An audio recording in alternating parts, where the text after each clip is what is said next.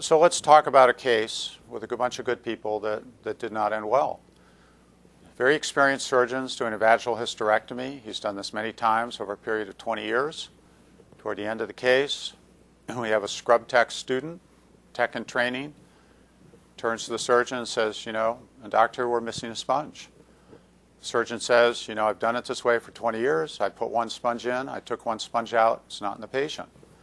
Circulating nurse kind of gets concerned because the protocol is if we're missing something, we need to get an x-ray in the room.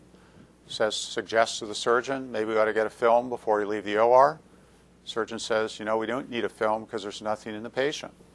They go off to the recovery room. The recovery room nurse, the charge nurse, the manager, hears there's a discrepancy in the count. Again, the policy is if there's a discrepancy in the count, we shoot an x-ray.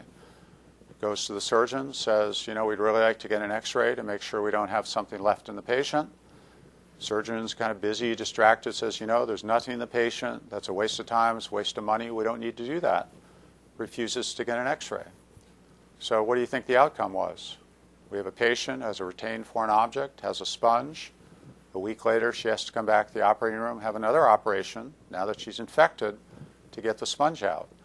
And in fact, it was kind of a game where nobody won.